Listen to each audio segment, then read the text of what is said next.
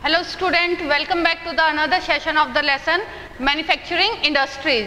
In this session we are going to learn about classification of industry. So let's start our session.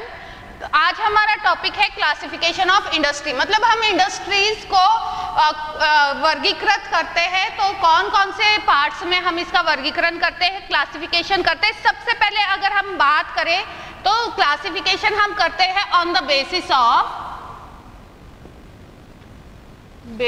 Of raw material. अभी देखो raw material मतलब हम इसका classification कर रहे हैं कि रॉ मटेरियल कहाँ से आ रहा है। On the basis of raw material का मतलब क्या है कि जो इंडस्ट्री है वो रॉ मटेरियल कौन से सेक्टर से यूज कर रही है, कहाँ से यूज कर रही है, तो उसके बेस पे हम इंडस्ट्री को क्या कर रहे हैं, यहाँ पे क्लासिफाई कर रहे हैं। मतलब वो जो कच्चा माल है वो कहाँ से उसको प्रोवाइड किया जा रहा है इंडस्ट्री को, तो उसके आधार पर इंडस्ट्री जो है वो कितने टाइप्स की हो सकती है। On the basis of raw material industries को हम 4 टाइप में वैसे क्लासिफाई करते हैं। सबसे पहला हमारा आ जाता है एग्रो बेस्ड इंडस्ट्री, नेक्स्ट हमारा आ जाता है मिनरल बेस्ड इंडस्ट्री, फिर हमारा मराइन बेस्ड इंडस्ट्री है, फॉरेस्ट बेस्ड इंडस्ट्री है। तो ये आप पहले भी पढ़ के आ चुके हैं, बट हम यहाँ पे ओनली 2 इंडस्ट्रीज की ही बात करेंगे on the basis of raw material.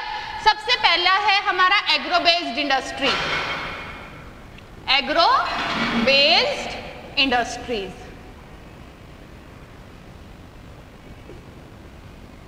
देखो एग्रो बेस्ड इंडस्ट्री, यहाँ पे वर्ड है एग्रो, एग्रो मीन्स एग्रीकल्चर, मतलब जहां पे रॉ मटेरियल कौन से सेक्टर से आ रहा है, एग्रीकल्चरल सेक्टर से आ रहा है। एग्रीकल्चर से यहाँ पे क्या आ रहा है, रॉ मटेरियल आ रहा है जिन इंडस्ट्री को, तो हम उसे क्या कहेंगे, एग्रो बेस्ड इंडस्ट्री कहेंगे।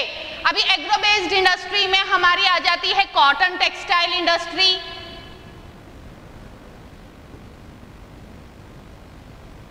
कॉटन टेक्सटाइल हो गया या जूट टेक्सटाइल है, जो भी है, मतलब जितनी भी टेक्सटाइल इंडस्ट्री है, ओके, शुगर इंडस्ट्री है, तो ये हमारी क्या है, एग्रो बेस्ड इंडस्ट्री है। मतलब यहाँ पे देखो शुगर इंडस्ट्री में जो शुगर केन है वो रॉ मटेरियल है, और शुगर केन कहाँ पे होता है, खेतों में हो रहा है, फील्ड में हो रहा है, तो वो हमारे कौन से सेक्टर में हो रहा है, एग्रीकल्चर सेक्टर में हो रहा है। टेक्सटाइल इंडस्ट्री है, वहां पे कॉटन जा रहा है, तो वो कौन से सेक्टर से जा रहा है, एग्रीकल्चरल सेक्टर से जा रहा है। रबड़ इंडस्ट्रीज है, ठीक है, तो ये जो भी है हमारी टी प्रोसेसिंग इंडस्ट्री है। तो जो इंडस्ट्रीज एग्रीकल्चर सेक्टर से रॉ मटेरियल ले रही है, या एग्रीकल्चरल सेक्टर जिन इंडस्ट्री को रॉ मटेरियल प्रोवाइड कर रहा है, तो हम उन इंडस्ट्रीज को क्या कहेंगे, एग्रो बेस्ड इंडस्ट्री कहेंगे। मतलब वहां पे रॉ मटेरियल कहाँ से आ रहा है, एग्रीकल्चरल सेक्टर से आ रहा है, एग्रीकल्चर से आ रहा है। नेक्स्ट हमारा इसमें जो है सेकंड हम करेंगे वो है mineral based industry, mineral based industries.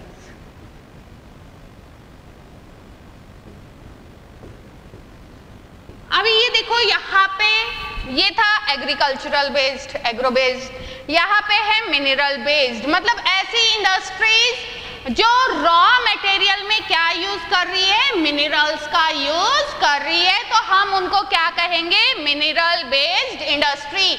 मतलब ऐसी इंडस्ट्री जो रॉ मटेरियल कहाँ से मिल रहा है, उनको मिनरल से मिल रहा है, तो हम उसे कहेंगे मिनरल बेस्ड इंडस्ट्री। अभी मिनरल बेस्ड इंडस्ट्री में हमारी आ जाती है आयरन एंड स्टील इंडस्ट्री, ठीक है, आयरन एंड स्टील है, कॉपर है, एल्यूमिनियम है। तो ये इंडस्ट्री हमारी क्या है, किसके ऊपर बेस्ड है, मिनरल्स के ऊपर बेस्ड है, इसीलिए हम इसे क्या कहेंगे, मिनरल बेस्ड इंडस्ट्री। तो ये हमारा क्लासिफिकेशन हो गया है on the basis of raw material. Second हम देखेंगे on the basis of role, कि उस इंडस्ट्री का क्या रोल है, on the basis of role, मतलब उसका क्या रोल है। मतलब ऐसी इंडस्ट्रीज जो अपना कौन सा रोल प्रोवाइड कर रही है, वो मतलब बेसिक इंडस्ट्री है या सप्लाई प्रोवाइड कर रही है या कंज्यूमर इंडस्ट्री है, तो on the basis of role वो कौन सी भूमिका निभा रही है वो इंडस्ट्री। तो on the basis of role हम इंडस्ट्री को 2 टाइप्स में क्लासिफाई करेंगे। सबसे पहले हमारा आ जाता है बेसिक इंडस्ट्री, बेसिक इंडस्ट्रीज, ठीक है। बेसिक इंडस्ट्रीज मतलब वो इंडस्ट्री जो अदर इंडस्ट्री को क्या प्रोवाइड कर रही है, एक बेस प्रोवाइड कर रही है। मतलब ऐसी इंडस्ट्री जो दूसरी इंडस्ट्रीज को क्या प्रोवाइड कर रही है, बेस प्रोवाइड कर रही है। अभी हमारी इसमें देखो आयरन और जो स्टील इंडस्ट्री है वो भी इसी में आ जाती है। मतलब आयरन और जो स्टील इंडस्ट्री है वो क्या करती है, वो मशीन बना रही है, ठीक है। अभी वो उनकी बनी हुई मशीनरी जो है वो अदर इंडस्ट्रीज को क्या करती है, प्रोवाइड करती है, जिसका यूज वो दूसरी इंडस्ट्रीज किस में करती है, मैन्युफैक्चरिंग प्रोसेस में करती है। तो हम ऐसी इंडस्ट्रीज को क्या कहेंगे, बेसिक इंडस्ट्री कहेंगे। जो इंडस्ट्री क्या करती है, अपने प्रोडक्ट को दूसरी इंडस्ट्री को प्रोवाइड करती है। मतलब इनका जो प्रोडक्ट है वो अदर इंडस्ट्री के लिए क्या है, रॉ मटेरियल है, और वो उसका यूज करते हैं एज ए कैपिटल फॉर्म में, और उसका यूज करके वो क्या करते हैं, मैन्युफैक्चरिंग जो प्रोसेस है उसको कंप्लीट करते हैं। मतलब on the basis of role जो बेसिस इंडस्ट्रीज होती है वो अदर इंडस्ट्री को क्या प्रोवाइड कर रही है, अपने प्रोडक्ट्स प्रोवाइड करती है ताकि वो अपना मैन्युफैक्चरिंग प्रोसेस कर सके। तो इसमें हमारा यही सेम है, आयरन एंड स्टील है, कॉपर एंड एल्यूमिनियम भी इसी में आ जाता है।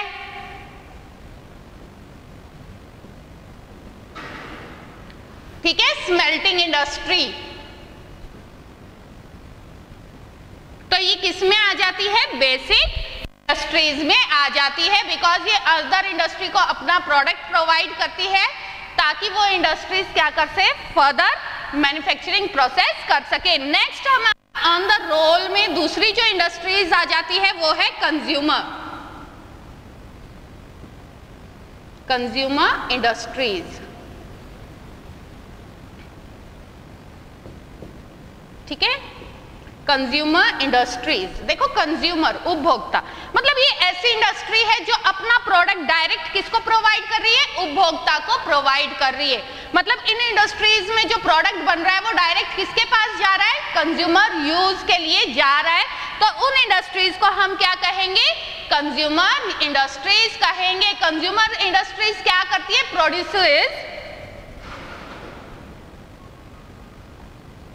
goods for consumer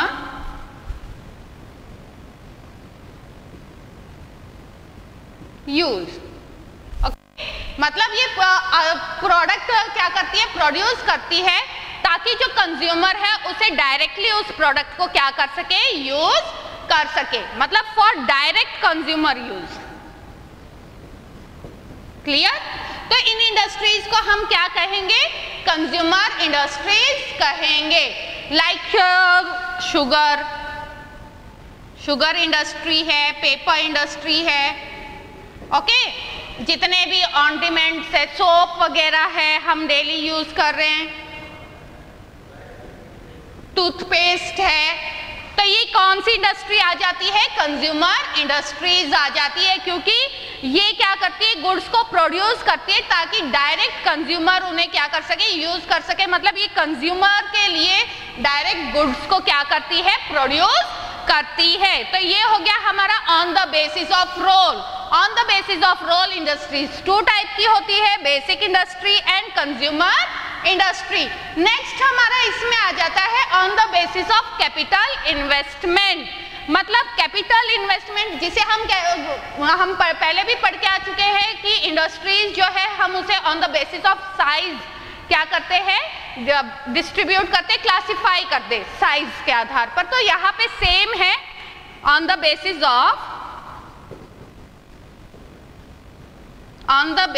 of capital investment.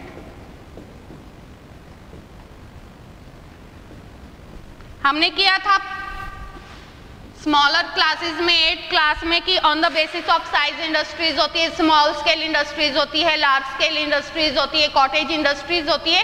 तो जो इंडस्ट्रीज ऑन द साइज होती है वो कैपिटल इन्वेस्टमेंट के आधार पर ही होती है कि हम उसमें कितनी पूंजी हम वहां पे इन्वेस्ट कर रहे हैं, निवेश कर रहे हैं। मतलब हम जो पूंजी वहां पे निवेश कर रहे हैं उसका साइज कितना है। तो ये सेम हो गया ना, on the basis of size बोल दो इसे या on the basis of capital investment बोल दो, बात एक ही है, ठीक है। On the basis of capital investment हम इंडस्ट्रीज को यहाँ पे 2 टाइप्स में ही क्लासिफाई करेंगे। एक है हमारी small scale industry,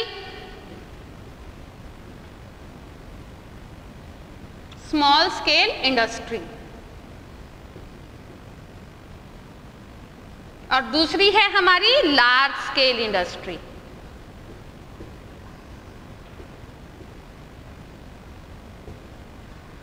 small scale and large scale industry. Next हमारा थर्ड इसमें आ जाता है कॉटेज इंडस्ट्री।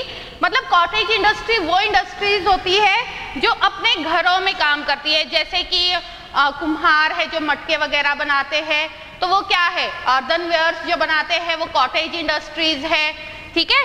तो कॉटेज इंडस्ट्री है। स्मॉल स्केल इंडस्ट्री वो इंडस्ट्री होती है जिसका investment up to 1 crore rupees होता है, ठीक है ना। इन्वेस्टमेंट कितना होता है, अप टू 1 करोड़, ठीक है।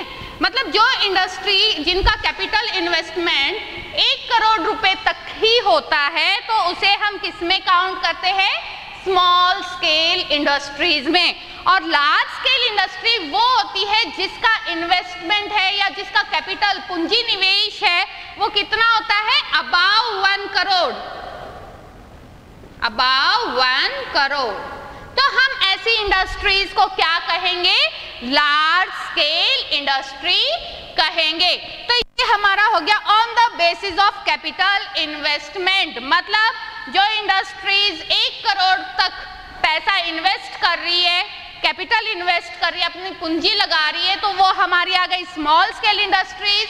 और लार्ज स्केल में हमारी आ जाती है जो 1 करोड़ से ऊपर पैसा लगाती है, तो उसे हम कहेंगे लार्ज स्केल इंडस्ट्रीज। तो ये हमारा हो गया on the basis of raw material, on the basis of on the basis of capital investment. अभी नेक्स्ट इसमें हमारा आता है on the basis of ownership. जो हमारा फोर्थ है वो क्या है, on the basis of ownership. Ownership का मतलब होता है स्वामित्व के आधार पर।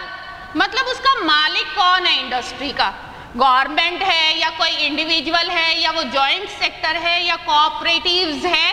तो ये हमें देखना पड़ता है कि ऑन द ओनरशिप जो है इंडस्ट्रीज 4 टाइप में हम क्या करते हैं, क्लासिफाई करते हैं कि उसका ओनर कौन है, उसके ऊपर कंट्रोल किसका है, कौन उसका स्वामित्व है, ओनर कौन है। तो on the basis of ownership, स्वामित्व के आधार पर,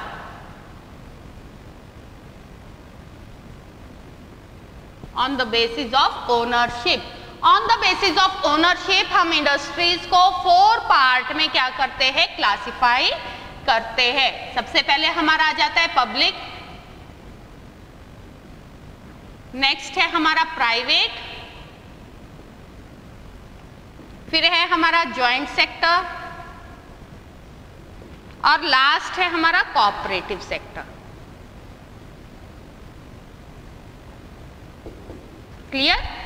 ऑन बेसिस ऑफ ओनरशिप हम इंडस्ट्रीज को 4 पार्ट्स में क्या करते हैं, क्लासिफाई करते हैं। पब्लिक का मतलब क्या होता है, सार्वजनिक। और जो चीजें सार्वजनिक होती है वो क्या, उसके ऊपर वो गवर्नमेंट का क्या होता है, कंट्रोल होता है। मतलब जो इंडस्ट्रीज जो गवर्नमेंट इंडस्ट्रीज है, मतलब किसका कंट्रोल है, गवर्नमेंट का कंट्रोल है, ठीक है। हम उस इंडस्ट्रीज को क्या कहेंगे, पब्लिक इंडस्ट्रीज कहेंगे। मतलब ऐसी इंडस्ट्रीज जो गवर्नमेंट ओन्ड है हम उसे क्या कहेंगे, पब्लिक इंडस्ट्रीज कहेंगे। ठीक है। यहाँ पे इसका स्वामित्व कौन है? गवर्नमेंट है। ये गवर्नमेंट के कंट्रोल में होती है। अथॉरिटी किसके पास होती है? इसकी गवर्नमेंट के पास होती है। तो ऐसी इंडस्ट्रीज को हम क्या कहेंगे? पब्लिक इंडस्ट्रीज कहेंगे। जैसे कि सेल है, SAIL, तो ये किस टाइप की इंडस्ट्रीज है? पब्लिक इंडस्ट्री है। ये गवर्नमेंट इंडस्ट्री है, BHEL, ठीक है। ये इसके एग्जाम्पल है, सेल है, BHEL है, ठीक है, ONCGA, ONCG। तो ये इंडस्ट्रीज क्या है? ये गवर्नमेंट कंट्रोल्ड इंडस्ट्रीज है, गवर्नमेंट एथोराइज्ड है, इसीलिए हम इंडस्ट्रीज को क्या कहेंगे कि ये पब्लिक सेक्टर की इंडस्ट्रीज है। नेक्स्ट हमारा आ जाता है प्राइवेट इंडस्ट्रीज, मतलब प्राइवेट सेक्टर। प्राइवेट का मतलब क्या है? या तो वो इंडस्ट्रीज किसी इंडिविजुअल ओन्ड होगी, मतलब उस इंडस्ट्रीज के ऊपर अथॉरिटी किसकी होगी? किसी एक इंडिविजुअल की होगी, ठीक है, या फिर ग्रुप ऑफ पीपल, या फिर उसमें ग्रुप ऑफ इंडिविजुअल्स आ जाते हैं, मतलब 4-5 लोग मिलकर उस इंडस्ट्रीज को क्या करते हैं? इस्टेब्लिश करते हैं। तो उस इंडस्ट्रीज को हम क्या कहेंगे? प्राइवेट इंडस्ट्रीज कहेंगे, ठीक है ना। वो हमारी प्राइवेट सेक्टर की क्या है? इंडस्ट्रीज है। जैसे कि टिस्को है, ठीक है, टिस्को है, रिलायंस है, महिंद्रा है, तो ये हमारी क्या है? प्राइवेट इंडस्ट्रीज है। TISCO, Tata iron and steel corporation, TISCO industry, okay. तो ये हमारी कौन सी है? प्राइवेट है, because it is individually owned और it is owned by a group of people. Reliance है, महिंद्रा है, तो ये हमारी क्या है? प्राइवेट इंडस्ट्रीज इसमें आ जाती है। नेक्स्ट हमारा जो है वो कौन सा आ जाता है? Joint sector. जॉइंट सेक्टर का मतलब क्या होता है? जहां पे पब्लिक प्लस प्राइवेट पार्टनरशिप होती है।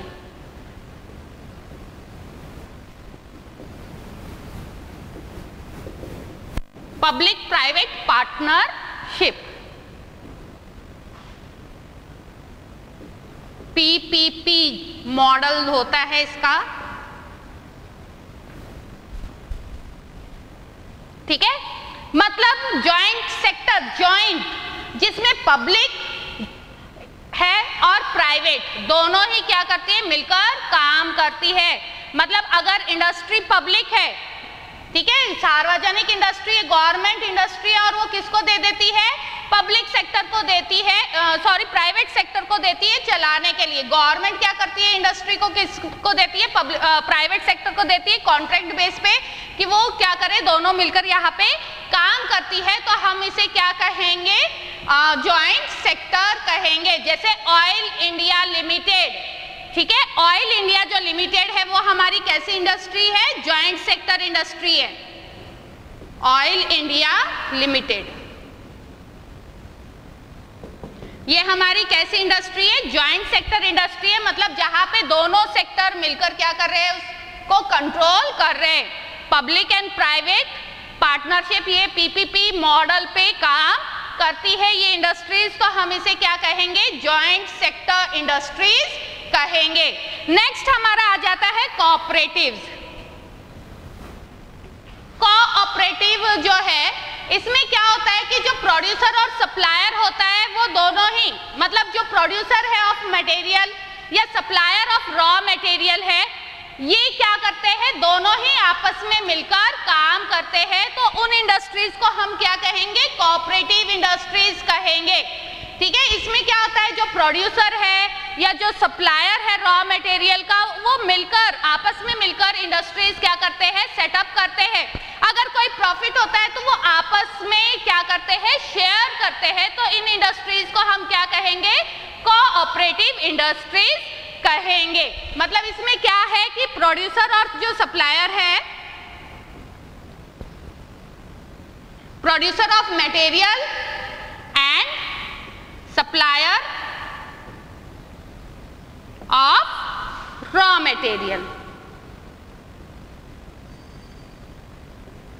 ठीक है। बोथ वर्क्स टुगेदर, दोनों ही क्या करते हैं? एक साथ काम करते हैं। ठीक है। और जो रिसोर्सेज है यहाँ पे वो दोनों ही क्या करते हैं, पूल्ड करते हैं by each other, resources are pooled by each other and the profit are shared by each other, और जो प्रॉफिट होता है वो दोनों आपस में क्या करते हैं, शेयर करते हैं। तो इस टाइप का एग्जाम्पल है हमारा अमूल, फिर हमारा आ जाता है शुगर इंडस्ट्री ऑफ महाराष्ट्र, ठीक है, and coir industry of Kerala. तो ये हमारी कौन सी है, कोऑपरेटिव सेक्टर इंडस्ट्री है। शुगर इंडस्ट्री मतलब जहां पे शुगर हो रहा है, ठीक है, तो वहां पे जो शुगर को प्रोड्यूस कर रहे फार्मर्स वगैरह है, ठीक है, और वहां पे जो शुगर मिल भी उसी एरिया में सेटअप की जाती है। तो जो मिल सेटअप करने वाला है, एक तो जो फार्मर्स है वो क्या कर रहे हैं, रॉ मटेरियल सप्लाई कर रहे हैं, शुगर मिल सेटअप की जा रही है, तो वो जो मिल वाले हैं और जो फार्मर्स है वो आपस में मिलकर वो इंडस्ट्रीज उन्होंने क्या कर रखी है, उस एरिया में सेटअप कर रखी है महाराष्ट्र में, और फिर वो जो प्रॉफिट होता है उनको वो आपस में क्या करते हैं, सेम क्वांटिटी में डिस्ट्रीब्यूट करते हैं। तो हम ऐसे इंडस्ट्रीज को क्या कहेंगे, कोऑपरेटिव इंडस्ट्रीज कहेंगे। इसके बाद ये तो हो गया हमारा आज का टॉपिक, ये टॉपिक हो गया हमारा क्लासिफिकेशन ऑफ इंडस्ट्रीज। अब हम इसमें आगे करेंगे एग्रो बेस्ड इंडस्ट्रीज का पार्ट।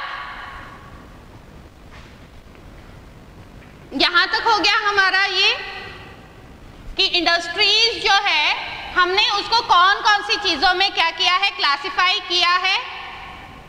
एक और रहता है हमारा क्लासिफिकेशन इसमें, वो है on the basis of bulk, ठीक है, मतलब यहाँ पे हमारा क्या आ जाता है कि on the basis of bulk जो इंडस्ट्रीज होती है वो कैसी होती है, हैवी होती है।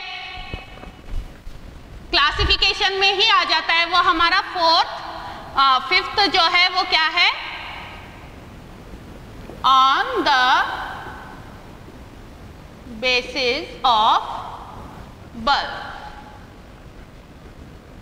मतलब इसमें हम वो देखते हैं कि ये इंडस्ट्री क्या है, हैवी है, हैवी वेट इंडस्ट्री, या on the basis of weight भी बोल सकते हैं हम इसे, ठीक है। तो ये इंडस्ट्रीज क्या होती है, या तो ये हैवी वेट इंडस्ट्रीज होती है या फिर ये क्या होती है, लाइट वेट इंडस्ट्रीज। मतलब ये जो बल्कि जो मटेरियल प्रोवाइड कर रही है, हैवी बेस्ड इंडस्ट्रीज वो होती है जो मतलब ऑटोमोबाइल से या हैवी जो मशीन्स है वो क्या करती है, प्रोवाइड करती है। लाइट बेस्ड इंडस्ट्रीज मतलब जो इलेक्ट्रॉनिक्स हमारा आ जाता है वो किस में आ जाता है, लाइट वेट इंडस्ट्रीज में आ जाता है। तो हमारा ये हो गया है टॉपिक यहाँ पे क्लासिफिकेशन ऑफ इंडस्ट्रीज। इसके बाद हमारा आता है टॉपिक एग्रो बेस्ड इंडस्ट्रीज, क्योंकि हमारा क्लासिफिकेशन होने के बाद अब हम इन इंडस्ट्रीज को क्या करेंगे, डिटेल में पढ़ेंगे। एग्रो बेस्ड इंडस्ट्रीज में हम सबसे पहले करेंगे cotton based industries, cotton textile, agro based industries. आज हम करेंगे एग्रो बेस्ड इंडस्ट्रीज में कॉटन टेक्सटाइल के बारे में।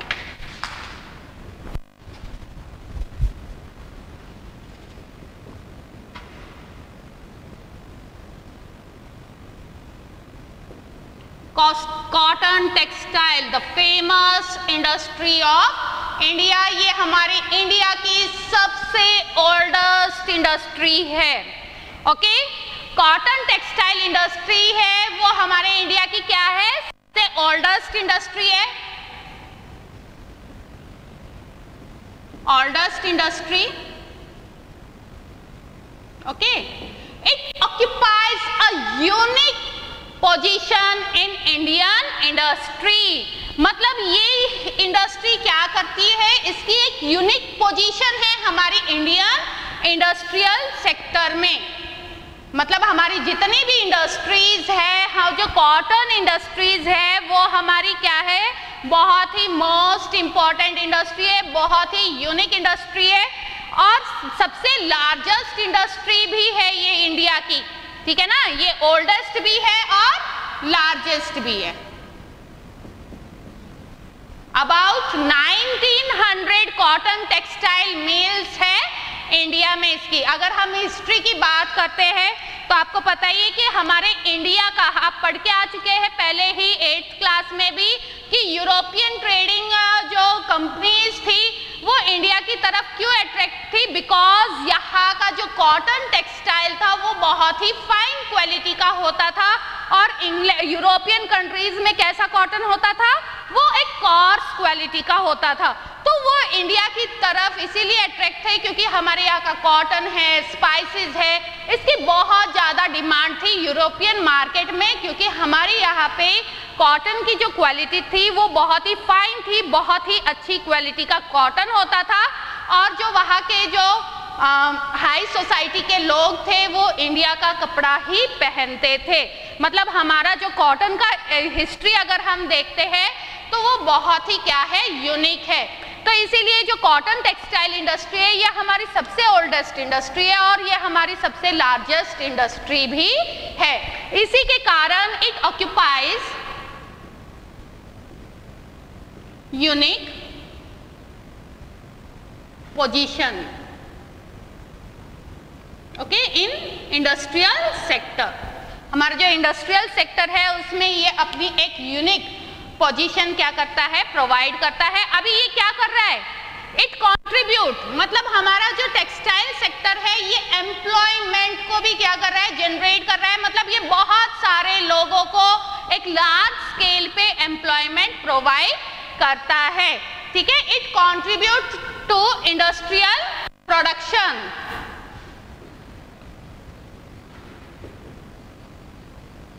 contributes to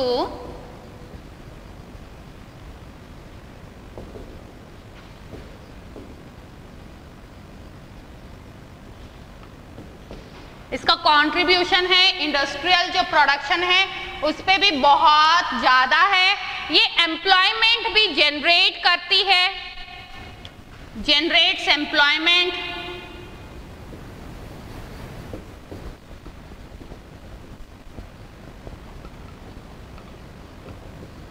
ठीक है। ये क्या कर रही है, एम्प्लॉयमेंट भी क्या कर रही है, जनरेट कर रही है, एंड साथ में मतलब बहुत सारा फॉरेन एक्सचेंज भी आ रहा है because of cotton textile industry in India. मतलब इसका जो फॉरेन एक्सचेंज है उस शेयर में भी इसका कंट्रीब्यूशन है,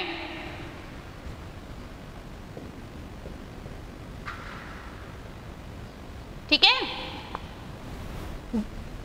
foreign exchange and generates employment, मतलब हमारी जो कॉटन टेक्सटाइल इंडस्ट्री है ये एक यूनिक इंडस्ट्री है बिकॉज इसका जो कंट्रीब्यूशन है इंडस्ट्रियल प्रोडक्शन में वो बहुत ज़्यादा है, and it generates employment and foreign exchange, मतलब ये बहुत ज़्यादा एम्प्लॉयमेंट भी जनरेट करती है। मतलब बहुत सारे लोगों को क्या प्रोवाइड कर रही है, रोजगार प्रोवाइड करवा रही है, और साथ में फॉरेन एक्सचेंज भी आ रहा है। फॉरेन एक्सचेंज क्यों आ रहा है, बिकॉज इंडिया जो है अपना फाइन क्वालिटी का जो यार्न है उसको क्या करती है, एक्सपोर्ट करती है टू यूरोपियन कंट्रीज, जिसके कारण यहाँ पे कॉटन टेक्सटाइल के कारण क्या आ रहा है, फॉरेन एक्सचेंज इंडिया में आ रहा है।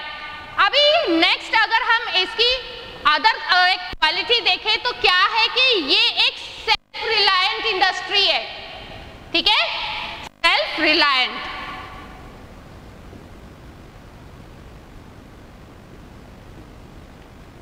Self reliant industry, self reliant मतलब ये इंडस्ट्री क्या है, सेल्फ डिपेंडेंट है। ये मतलब किसी अदर इंडस्ट्रीज के ऊपर निर्भर नहीं है, and complete in value change, और ये पूर्ण रूप से क्या है, कंप्लीट है, complete in value change, value change, ठीक है। मतलब ये एक अकेली ऐसी इंडस्ट्री है जो क्या है, सेल्फ रिलायंट है, और इसकी जो चेन है वो पूर्ण रूप से क्या है, कंप्लीट है, ठीक है।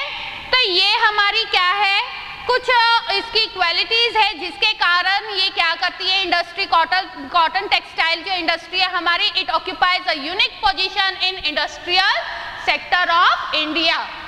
नेक्स्ट अगर हम आगे इसमें बात करें, अगर हम इसकी हिस्ट्री की बात करें या एंशियंट टाइम की इसकी बात करते हैं, तो आपको पता ही है इंडिया जो है उसका जो कॉटन है वो बहुत ही फाइन क्वालिटी का कॉटन है, जो कहाँ पे एक्सपोर्ट किया जाता था, यूरोपियन कंट्रीज में इसका एक्सपोर्ट किया जाता था। ठीक है, अगर हम इसका एंशियंट फीचर देखें तो हम देखेंगे कि यहाँ पे मतलब पहले क्या होती थी, ये एक हैंडलूम, यहाँ पे जो कॉटन प्रोड्यूस किया जाता था with the help of hand. ठीक है, यहाँ पे क्या होती थी, हैंड स्पिनिंग होती थी। एंशियंट टाइम में कॉटन को कैसे स्पिन किया जाता था, with the help of hand, मतलब हैंडलूम वीविंग टेक्निक का यहाँ पे क्या किया जाता था, यूज किया जाता था, हैंडलूम वीविंग टेक्निक। क्या किया जाता था, का यूज किया जाता था to produce cotton ancient time में। नेक्स्ट अगर हम बात करें तो इस 18th सेंचुरी में, 18th सेंचुरी में क्या आ गए थे, पावर लूम्स आ गए थे। तो इन्होंने क्या किया है, पावर लूम्स आने के बाद कॉटन टेक्सटाइल इंडस्ट्रीज क्या हुई है, बूस्ट हुई है। बूस्ट मतलब बहुत ज्यादा फ्लरिश हुई है पावर लूम आने के बाद। इंडिया में जब पावर लूम आए थे, कब आए थे, ये 18th सेंचुरी में, और कौन लेके आए थे, ये यूरोपियंस लेके आए थे। क्योंकि देखो जो इंडस्ट्रियल रेवोल्यूशन हुआ था वो यूरोपियन कंट्रीज में सबसे पहले हुआ था। ठीक है, और फिर वो बाद में हम क्या थे उस टाइम पे, we were colonies of Britain, तो इसीलिए वो यहाँ पे भी क्या हो गए, धीरे धीरे शिफ्ट हो गए। अभी कॉलोनियल पीरियड में क्या था कि हमारा जो कॉटन टेक्सटाइल है उसने बहुत ज्यादा सेटबैक देखा है। ये हम एंशियंट इसकी बात करें, किसकी, कॉटन डेवलपमेंट की। तो अगर हम कॉलोनियल पीरियड की बात करें, कॉलोनियल पीरियड वो पीरियड था जिस टाइम पे ब्रिटिशर्स ने क्या कर लिया था, इंडिया को ऑक्यूपाई कर लिया था। तो उस पीरियड को हम क्या कहेंगे, कॉलोनियल पीरियड कहेंगे, क्योंकि ब्रिटिशर ने हमें क्या बना लिया था, कॉलोनीज बना लिया था, और यहाँ पे हमारे रिसोर्सेज को कौन यूज करते थे, वो ब्रिटिशर्स यूज करते थे। तो हम इसीलिए उस पीरियड को क्या कहेंगे, कॉलोनियल पीरियड कहेंगे। अभी देखो कॉलोनियल टाइम में क्या था कि हमारे कॉटन इंडस्ट्री है इसने बहुत ही बड़ा सेटबैक देखा। मतलब ये क्या हो गई थी, डिक्लाइन हो रही थी, बिकॉज हमारी जो कॉटन है वो कंपीट नहीं कर पा रहा था, could not compete.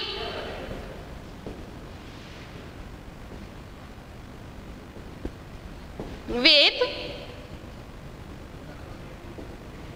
Mean made clothes. अभी ये ऐसा क्यों था, सेटबैक क्यों देखा? सबसे पहली बात क्या थी कि हमारा जब कॉटन की डिमांड यूरोपियन कंट्रीज में थी, तो यूरोपियन जो मैन्युफैक्चरर्स थे उन्होंने वहां की गवर्नमेंट को प्रेशराइज किया, क्योंकि उनका जो कॉटन है या उनका जो कपड़ा था टेक्सटाइल, वो वहां पे यूरोपियन मार्केट में नहीं बिक पा रहा था। दैट्स वाई उन्होंने ब्रिटिश जो गवर्नमेंट है उसको प्रेशराइज किया, जिसके कारण इंडिया के ऊपर एक कैलिको एक्ट लगाया गया। कैलिको एक्ट के तहत हमारा जो कॉटन है वो अदर कंट्रीज में क्या हो गया, बैन हो गया। तो यहाँ से फिर उन्होंने रॉ कॉटन को एक्सपोर्ट करना स्टार्ट कर दिया। तो इस वजह से हमारी कॉटन इंडस्ट्रीज है वो क्या हो गई थी, कॉलोनियल पीरियड में डिक्लाइन हो गई थी। तो ये था हमारा history of cotton textile industry. अभी हम आगे करेंगे इसमें जो हमारी फर्स्ट कॉटन टेक्सटाइल मिल है वो कहाँ पे सेटअप हुई थी? बॉम्बे में, प्रेजेंट डे जिसे हम मुंबई कहते हैं, 1854 में। First cotton mill was set up in Mumbai in 1854।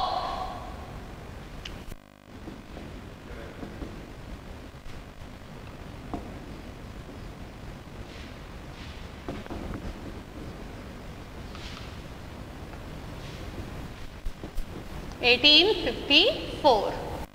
अभी ये मुंबई में ही क्यों सेटअप हुई थी? क्योंकि मुंबई और मतलब महाराष्ट्र और गुजरात जो है वो क्या है? कॉटन बेल्ट है, कॉटन प्रोड्यूसिंग बेल्ट है। कॉटन प्रोड्यूसिंग बेल्ट क्यों है? बिकॉज वहां की सॉइल कैसी है? ब्लैक सॉइल है। तो हम पहले प्रीवियस चैप्टर में हम पढ़ के आ चुके हैं कि जो ब्लैक सॉइल है वो कॉटन प्रोडक्शन के लिए क्या है? बहुत ही ज्यादा इंपॉर्टेंट है। इसीलिए हम उस ब्लैक सॉइल को कॉटन ब्लैक सॉइल भी कहते हैं। ठीक है, तो first textile mill was located in Mumbai in 1854। अभी नेक्स्ट अगर हम इसमें बात करते हैं, जो हमारे 2 वर्ल्ड वार हुए थे, 2 वर्ल्ड वार्स, 2 वर्ल्ड वार कौन कौन से हुए थे? एक तो था फर्स्ट वर्ल्ड वार, ठीक है, और दूसरा क्या था? Second world war. Clear? First world war कब स्टार्ट हुआ था? 1914 में, और 1918 में ये क्या हो गया था? खत्म हो गया। तो जब फर्स्ट वर्ल्ड वार स्टार्ट हुआ, देखो इसकी डिमांड क्यों बढ़ गई? कॉटन टेक्सटाइल उस टाइम पे बहुत ज्यादा फ्लरिश हुई थी इन दोनों वर्ल्ड वार्स में। क्यों फ्लरिश हुई थी? बिकॉज जब फर्स्ट वर्ल्ड वार या जब वार की कंडीशन हुई तो जो मिलिट्री एरिया है वहां पे कॉटन की डिमांड क्या हो गई थी? बढ़ गई थी। मतलब मिलिट्री क्लोथ्स है, बैग्स वगैरह है, या और भी उनकी जो नीड्स है, तो उसके लिए किसकी डिमांड बढ़ गई थी? कॉटन की डिमांड बहुत ज्यादा बढ़ गई थी, जिसके कारण इन दोनों वर्ल्ड वार्स में कॉटन टेक्सटाइल इंडस्ट्रीज इंडिया में बहुत ज्यादा फ्लरिश हुई है। अभी इंडिया में ये फ्लरिश क्यों हुई है? क्योंकि उस टाइम पे इंडिया किसकी कॉलोनीज थी? ब्रिटेन की कॉलोनीज थी। अभी पहले क्या हो रहा था कि ब्रिटेन का कपड़ा इंडिया में आ रहा था, इंटरनेशनल मार्केट में जा रहा था, हमारा कॉटन क्या था? डिक्लाइन हो गया था। बट जब फर्स्ट वर्ल्ड वार और सेकेंड वर्ल्ड वार हुआ तो ब्रिटेन का भी सप्लाई कहाँ पे जा रही है? In the war areas. तो इसके कारण इंटरनेशनल डिमांड को भी हमें क्या करना था? फुलफिल करना था। हमारी डोमेस्टिक डिमांड को भी फुलफिल करना था, साथ में वार डिमांड्स को भी फुलफिल करना था। दैट्स व्हाई इन दोनों वार में हमारा जो कॉटन टेक्सटाइल इंडस्ट्रीज है वो क्या हुई है? फ्लरिश्ड हुई है। तो ये भी कारण था जिसके कारण हमारी कॉटन टेक्सटाइल इंडस्ट्रीज क्या हुई है? बहुत ज्यादा फ्लरिश हुई है। अभी नेक्स्ट अगर हम इसमें देखें कि कॉटन टेक्सटाइल इंडस्ट्रीज का जो डेवलपमेंट हुआ है, इसके अलावा भी एक लोकेशन की अगर हम बात करते हैं तो वो भी क्या है? इसके ऊपर डिपेंड है। अगर हमने अभी पढ़ा है कि इंडिया जो है वो क्या है? कॉटन टेक्सटाइल इंडस्ट्री है वो इंडिया की लार्जेस्ट इंडस्ट्री है। अबाउट 900 मिल्स यहाँ पे सेटअप की गई है। अभी हम बात करेंगे लोकेशन की, कॉटन टेक्सटाइल इंडस्ट्री के लोकेशन की। मतलब ये कहाँ पे लोकेटेड है? ठीक है, अगर हम देखें तो जो इसका कॉन्सेंट्रेशन है वो क्या है? जो कॉटन ग्रोइंग एरियाज है वहां पे बहुत ज्यादा है। ठीक है, कॉटन टेक्सटाइल इंडस्ट्रीज कहाँ पे? अर्ली ईयर्स की अगर हम बात करते हैं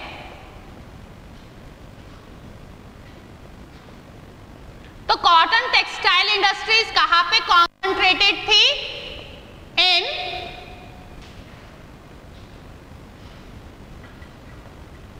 इन कॉटन ग्रोइंग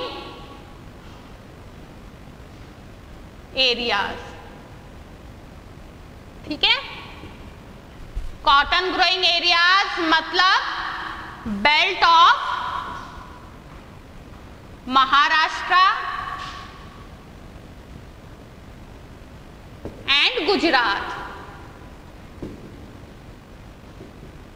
ठीक है। तो ये हमारा क्या है, कॉटन ग्रोइंग एरियाज है। तो ये यहाँ पर ही क्या थी, कॉन्सेंट्रेटेड थी। नेक्स्ट अगर हम इसमें बात करें, यहाँ पे ही ये कॉन्सेंट्रेटेड क्यों थी, because of availability of raw material.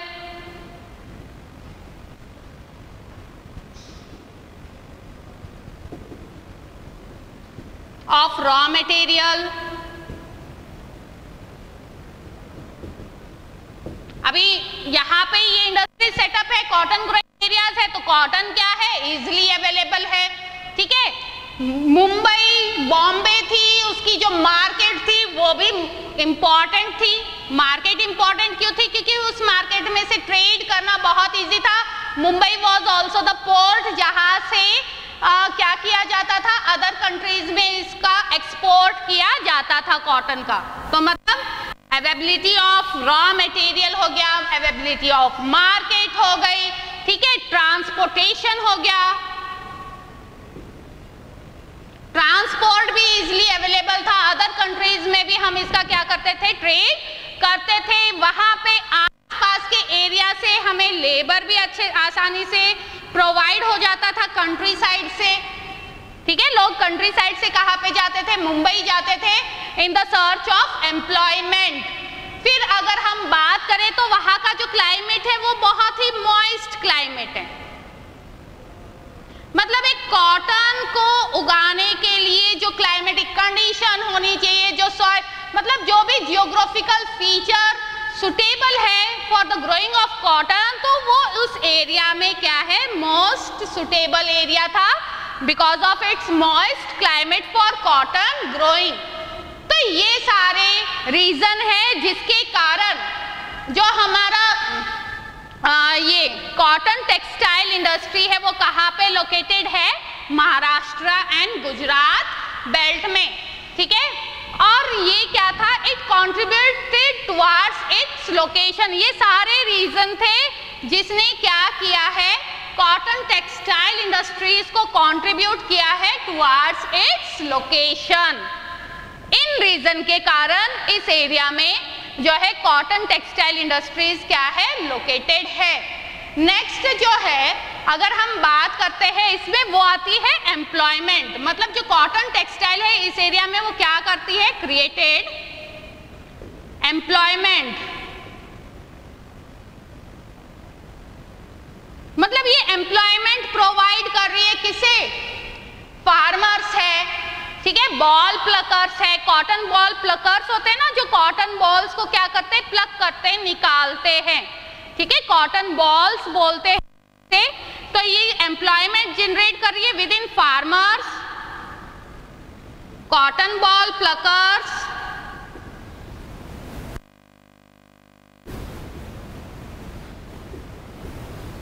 ठीक है, कॉटन बॉल प्लकर्स है and other workers. Other workers कैसे, देखो एक कॉटन से फार्मर है, कॉटन बॉल प्लकर्स है, फिर वो मील में जाता है, स्पिनिंग, वीविंग जो है, डाइंग वगैरह है, फिनिशिंग वगैरह। देखो कितनी सारी जो प्रोसेस है, गिनिंग वाली जो प्रोसेस है, गिनिंग प्रोसेस में क्या की जाती है, कॉटन बॉल्स और सीड्स को अलग किया जाता है। तो मतलब ये पूरी तरह से इसकी एक चेन है और ये अलग अलग क्या करती है, एम्प्लॉयमेंट को जनरेट करती है, क्रिएट करती है। अभी नेक्स्ट जो है कॉटन इंडस्ट्री जो है वो अदर इंडस्ट्रीज को भी क्या करती है, सपोर्ट।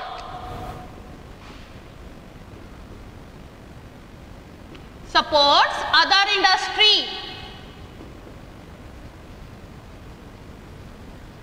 मतलब ये अदर इंडस्ट्रीज को भी सपोर्ट करती है, जैसे कि केमिकल इंडस्ट्रीज है, ठीक है, पैकेजिंग इंडस्ट्रीज है, इंजीनियरिंग वर्क्स है। तो ये उन इंडस्ट्रीज को भी क्या करती है, सपोर्ट करती है। तो आज का अगर आपको कोई डाउट हो तो आप सेशन बॉक्स में डाल सकते हैं। नेक्स्ट टॉपिक में हम करेंगे इसकी प्रॉब्लम्स और ये कौन कौन से रीजन में प्रेजेंट में लोकेटेड है।